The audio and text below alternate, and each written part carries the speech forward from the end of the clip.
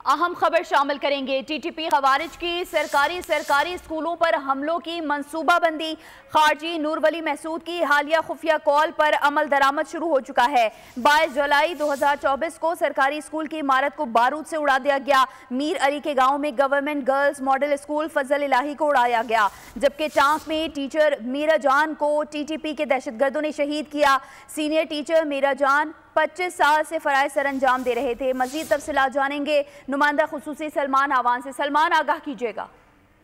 जी बिल्कुल, चंद रोज पहले हमने देखा था कि इन खारजियों की एक टेलीफोन कॉल जो है वो टेप की गई थी, पकड़ी गई थी, और इस टेलीफोन कॉल में वो लोग इसी किस्म की हिकमत अमली जो है अपनाने की बात कर रहे थे ताकि शहरियों को टारगेट किया जाए, स्कूल्स और हॉस्पिटल्स को टारगेट किया जाए। और कल हमने देखा कि इस हिकमत अमली पर लगता है कि खारजियों ने अमल दरामद शुरू कर दिया, क्योंकि जो मीर अली का गांव है जीरकई, वहां के गवर्नमेंट गर्ल्स मॉडल स्कूल फजल इलाही को जो उसकी इमारत को बारूद से उड़ा दिया गया। और इसके अलावा जो टीचर आपने भी जिक्र किया वो 26 साल से इस इलाके में टांक में टीचिंग के फराइज अंजाम दे रहे थे। उनकी उम्र 51 बरस थी और उनकी रिहाइश जो है मुलादई टांक के इलाके में थी, जिन्हें दहशतगर्दों ने शहीद किया। इसके अलावा जो ये कॉल हम बात कर रहे हैं कि जो पकड़ी गई थी, इसको जाहिर होता है कि दहशतगर्द जो है उनका जो टारगेट है वो आम शहरी हैं, सिविलियन अमलाक हैं, और दुश्मन के आलाकार जो हैं डेफिनेटली टीटीपी के दहशतगर्द या इंतहा पसंद ख्वारिज अगर हम कहें तो वो नाम नेहाद एक शरीयत की बात करते हैं। नाम नेहाद शरीयत का लबादा उड़कर इस वक्त पाकिस्तान के अमन को, सलामती को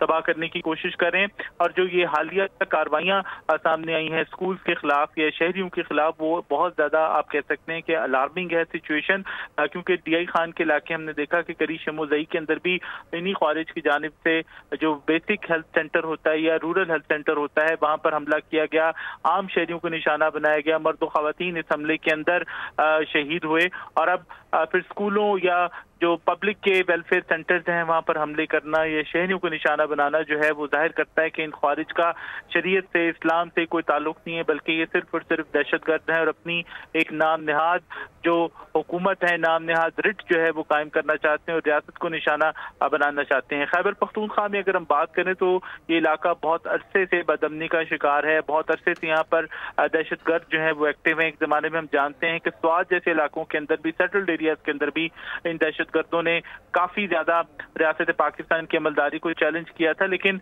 दहशतगर्दों के साथ साथ वो अनासिर भी इस हमले के जिम्मेदार समझे जाने चाहिए जो कि ऑपरेशन अज़्म इस्तेहकाम के खिलाफ हैं, क्योंकि सूबाई हुकूमत की अगर हम बात करें तो आइन के तहत, कानून के तहत अमन व अमान बरकरार रखना सूबाई हुकूमत की ही जिम्मेदारी होती है। लेकिन खैबर पख्तूनख्वा में हम देख रहे हैं कि सूबाई हुकूमत जो है वो सरकारी अमलाक की, खासतौर पर स्कूल्स की हिफाजत करने में हमें कामयाब होती दिखाई नहीं दे रही। हालांकि पीएस के ऊपर हमले के बाद पूरे मुल्क के अंदर तमाम सूबाई हुकूमतों की जानिब से SOPs मुरतब किए गए थे स्कूल्स की हिफाजत के हवाले से कि किस तरह से स्कूल्स को खास तौर पर प्रोटेक्ट किया जाए।